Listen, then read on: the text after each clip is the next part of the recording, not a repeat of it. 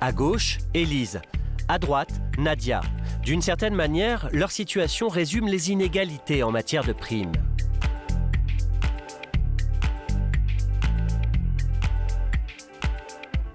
Élise, 26 ans, est DRH dans une PME. Elle est très rigoureuse dans son travail. Son patron est content d'elle et il l'a récompensée l'année dernière en lui offrant une très généreuse prime de fin d'année. Ça s'est traduit par combien de mois de salaire de bonus? Ça s'est traduit par 2 mois et demi de bonus par rapport à ma rémunération de base. D'accord. Voilà. Ce qui, j'imagine, doit faire plaisir quand on reçoit... Ah oui, complètement, oui, effectivement. Je pense que c'est plutôt motivant. De son côté, Nadia, 46 ans, est aide à domicile pour des personnes âgées. Oui. Certes, elle est moins qualifiée qu'Élise, mais elle aussi est très sérieuse et impliquée. Elle donne également entière satisfaction à son employeur. Et pourtant, dans toute sa carrière, elle n'a jamais obtenu la moindre prime. Voilà ma fiche de paye. C'est le mois de mai, 1406,22. Le mois d'avril, pareil, 1422. Le mois de janvier 2014, 1432. Mois après mois, vous gagnez la même chose. Tous les mois, le salaire, il ne bouge pas en fait. Mais en 23 ans de métier, ça a quand même bien dû vous arriver de toucher une prime quelconque? Aucune. Non, je n'ai jamais eu de prime. Jamais de salaire exceptionnel, de rémunération exceptionnelle sous forme de prime? Non, jamais. Ça fait 23 ans que j'exerce le même métier. J'ai toujours eu mon salaire de base tous les mois qui ne change pas. En France, pour les salariés, c'est la grande loterie des primes. Selon la taille de votre entreprise, selon le secteur où vous travaillez, selon la générosité de votre patron, vous pouvez toucher 12 mois secs. Ou bien avoir la chance de percevoir un 13e mois, la participation, l'intéressement et parfois bien plus encore. À quoi tiennent toutes ces primes qui peuvent booster votre rémunération? Et comment expliquer qu'il y ait tant d'inégalités entre salariés? Ces différences de traitement, c'est justement quelque chose qui pèse sur Nadia, l'aide à domicile. Avec plus de 20 ans de métier, elle est l'une des salariées les plus expérimentées et les plus précieuses de cette fondation privée pour laquelle elle travaille. Par ce matin, bon, elle n'a pas souhaité, elle n'a pas voulu du tout la toilette. Ouais. Et elle vit comme un manque de reconnaissance de ne jamais percevoir la moindre prime. Comment vous imagineriez, vous, le fait de toucher de temps en temps une prime? Qu'est-ce que ça signifierait pour vous? Et tout de suite, il y a une reconnaissance de tout l'effort que nous faisons tous les jours auprès d'un public fragile. C'est aussi valoriser aussi notre métier, de le rendre attractif. Alors, serait-ce une volonté délibérée de son patron de la brimer? En fait, pas du tout.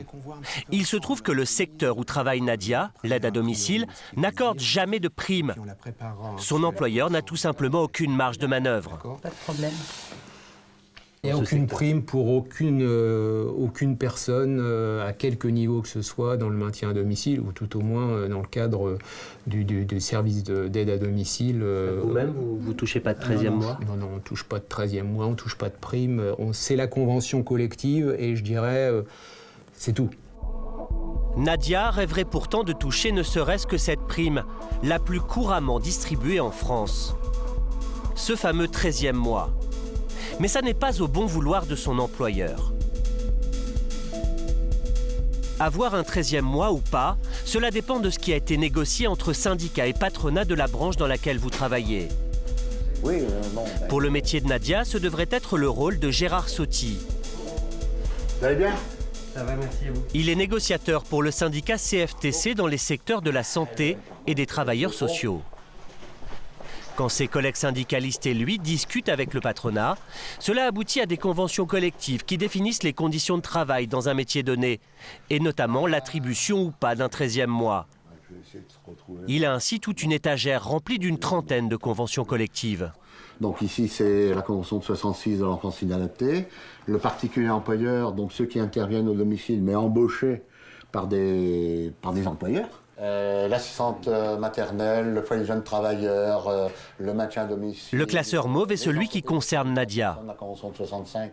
Et dans cette trentaine de conventions collectives, il y en a qui prévoient des primes, il y a un 13e mois La seule que je connaisse, et dont d'ailleurs je m'occupe un peu, c'est celle des centres sociaux.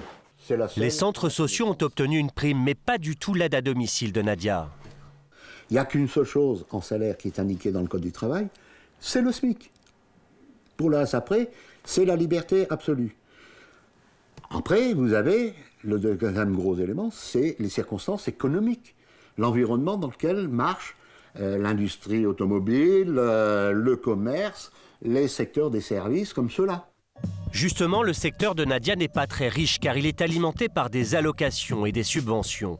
Du coup, peu de chances d'arriver un jour à négocier des primes pour elle. Voilà comment en France, dans le privé, 7 millions de salariés ne touchent jamais de 13e mois.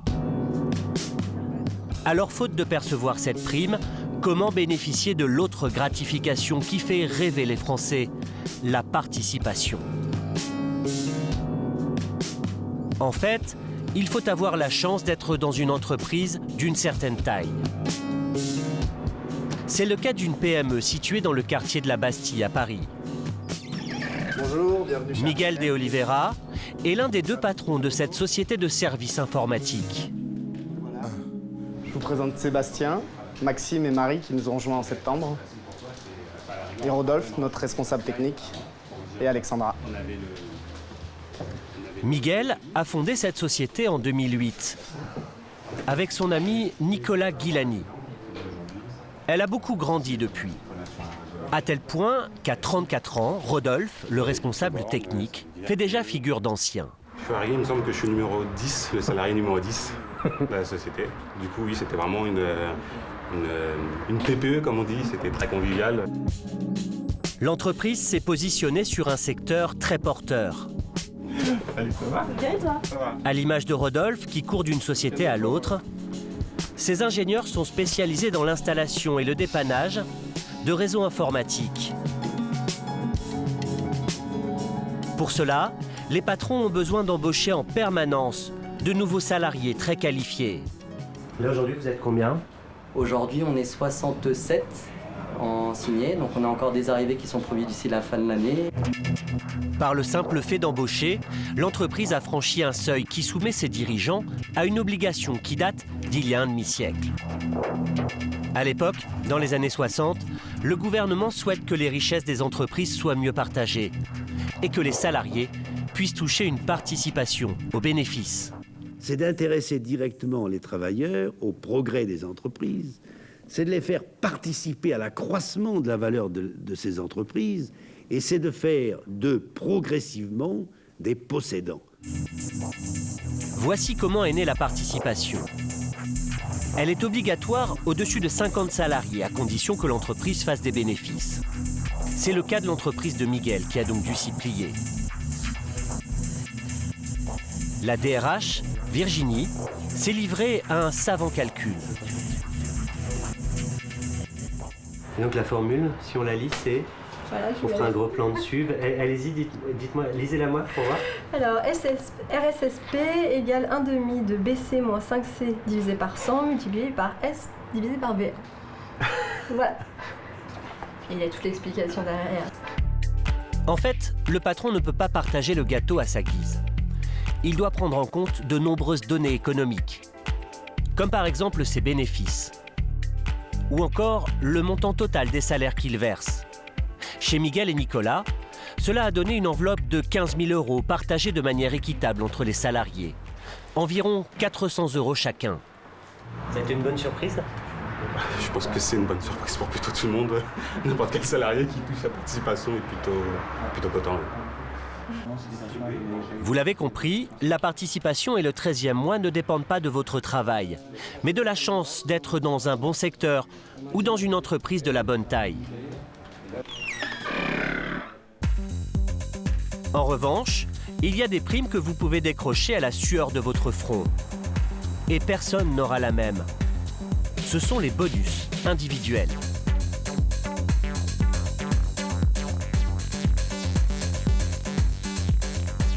Dans cette PME en région parisienne, c'est un peu comme à l'école. Le patron, Frédéric Granotier, tient un tableau d'honneur.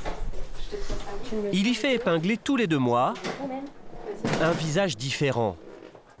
Celui du salarié qui a réalisé les performances les plus spectaculaires. Qu'est-ce qu'ils ont fait alors par exemple pour se retrouver sur ce tableau d'honneur? Alors Fabien, il avait fait la première très grosse vente à plusieurs centaines de milliers d'euros en début 2013.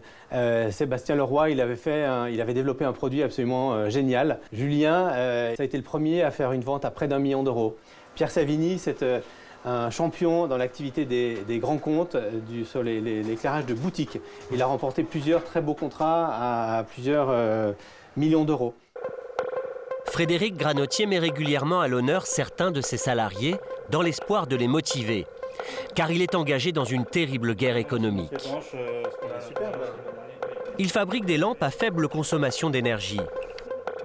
Un marché sur lequel il doit faire face avec sa petite société à des géants mondiaux comme Philips ou l'américain General Electric. On demande effectivement beaucoup à nos collaborateurs, les gens travaillent énormément, sont vraiment à fond dans tous les domaines et effectivement on a besoin de ça pour pousser l'entreprise, la faire connaître, pousser ses produits et innover sans cesse. Pour galvaniser ses troupes, il n'y a pas que le tableau d'honneur. Le PDG compte aussi sur des carottes individuelles. Un système que connaissent bien les commerciaux de la boîte, comme Fabien et Laurent. Ils passent toute leur journée à courir d'un client à l'autre pour tenter de les convaincre d'acheter leur lampe. Aujourd'hui, ils ont rendez-vous dans le centre de Paris chez un promoteur immobilier qui construit chaque année des centaines de logements et de bureaux. Vous allez bien? Eh bien, et vous? Ça va. Bonjour. Bonjour. Ils ont déjà signé un gros contrat avec ce client. On vous a ramené quelques produits, certains dont vous connaissez déjà les concepts. Et ils espèrent en décrocher un nouveau aujourd'hui. De 6 à 8 enfants. Le promoteur prépare un projet pour lequel il aura besoin d'acheter des dizaines de lampes. On a 7 ateliers. On pourrait imaginer aussi sur cette partie-là un ciel, de faire un panel de dalles dans lequel on pourrait choisir un décor. C'est un projet à quelques dizaines, quelques centaines de milliers d'euros? C'est plutôt un projet à quelques dizaines de milliers d'euros. Voilà. C'est pas un projet à quelques centaines de milliers d'euros. Le projet à quelques centaines de milliers d'euros, il est au-dessus de votre tête. Voilà, c'était le bâtiment de Sophérim à l'époque. Un centre d'art-thérapie. Pour ces commerciaux, il n'y a pas de petits contrats. Car pour toucher leurs primes, ils doivent remplir des objectifs précis que leur a fixé leur patron. À très bientôt. Au revoir. Au revoir, merci. Fabien, par exemple, doit vendre pour au moins 1 million d'euros d'éclairage cette année. S'il y parvient, il pourra quasiment doubler sa rémunération fixe. Notre rémunération au niveau commercial est basée sur une base fixe, plus une partie variable. La partie variable représentant une part importante dans la réussite, parce qu'effectivement, ce n'est que grâce à notre travail et grâce à notre implication qu'on arrive effectivement à avoir des rémunérations qui sont très sympas. D'accord. Donc aujourd'hui, moi, si je fais 1,5 million, j'aurai encore plus d'argent que si je fais que 500 000 euros ou 700 000 euros. D'accord. Donc l'intérêt est là, quoi, effectivement. Leurs primes peuvent atteindre 50 000 euros par an. Mais toute l'originalité de cette entreprise, c'est que les bonus ne sont pas réservés aux commerciaux. Le PDG, Frédéric Granotier, tient à récompenser individuellement tous les salariés qui lui donnent satisfaction. Sylvain Gégou. Son responsable financier a ainsi gagné une jolie prime l'an dernier. Sans indiscrétion, ça va vous rapporter quoi? Plusieurs mois de salaire? Un petit peu plus d'un mois, oui. Un petit peu plus d'un mois. Et il n'est pas le seul. Un bonus sur 2013. Oui. Plus spectaculaire encore, les 2 mois et demi de salaire que Frédéric Granotier a accordé à sa DRH, la jeune Élise. Ça se passe bien? Toujours sur beaucoup de dossiers? Oui. Alors qu'elle occupe ici son premier poste, donc Élise, alors, elle a géré d'une main de maître le personnel en réussissant au passage des dizaines d'embauches. Bientôt, oui, depuis 3 ans. Je pense que c'est plutôt motivant et c'est... Voilà, c'est surtout sur un poste qui est plutôt administratif, on n'est pas challengé par des objectifs quantitatifs. Là, c'est plus, voilà, le service RH en plus fait plutôt des dépenses plutôt que réalise des économies, donc c'était plutôt agréable et encourageant. Des bonus qui, une fois traduits en chiffres, atteignent des montants conséquents, comme ici pour cette autre jeune salariée qui s'occupe de l'administratif. Elle est payée environ 2 200 € net par mois. Et la prime sur objectif, elle est de combien? Là, le montant est de 5 000 €. Pour l'année. Pour l'année. Au final, chacun des 210 salariés a droit à une prime individualisée. Mais en fonction de leur performance, elles peuvent varier de 1 à 10. C'est un facteur d'équité. Le fait de donner des variables différents, des bonus différents à des collaborateurs en fonction de leur performance, c'est bien sûr un facteur d'équité. C'est ce qui permet de les remercier, de récompenser la performance. Ce serait injuste de donner à tout le monde uniquement un salaire fixe ou bien de donner le même bonus à tout le monde. Oui, ce serait vraiment injuste. Ici, on a choisi de couvrir de primes les salariés les plus impliqués. Mais pour vraiment toucher le gros lot, il faut avoir la chance d'exercer un métier particulièrement recherché. Ici, on offre carrément le champagne aux salariés tous les mois. Les deux patrons, Hiroun Bent, ici à gauche, et Jésus Béret-Sibar, l'homme aux lunettes de soleil, sont aux petits soins avec leur troupe. Vous fêtez quelque chose en particulier? Aujourd'hui? Ouais. Non. Une fois par mois, on déjeune tous ensemble. Voilà, c'est le restant groupé. Je pense que c'est un des éléments qui assure la cohésion de l'équipe. Les patrons n'ont qu'une peur, c'est que leurs salariés partent. La société fait de la maintenance informatique à distance. Tous ces employés ont une compétence très recherchée.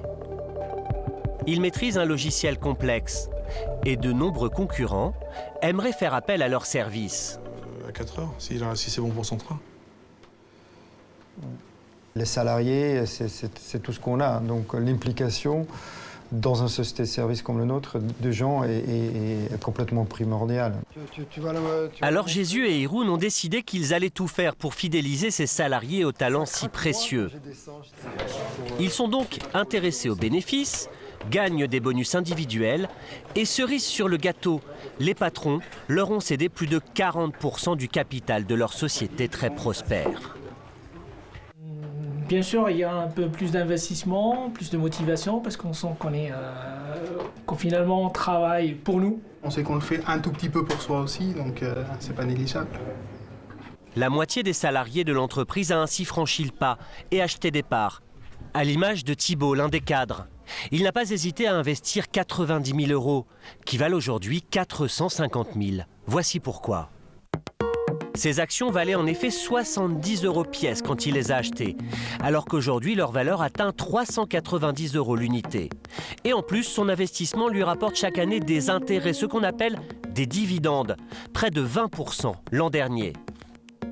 Des placements aujourd'hui de l'ordre de 20%, je pense que ça se trouve pas réellement. Donc,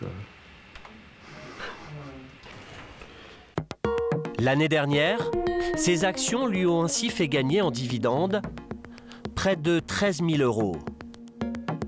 D'autres salariés qui avaient investi un peu moins ont touché, eux, plus de 8 000 € ou encore plus de 1 100 €.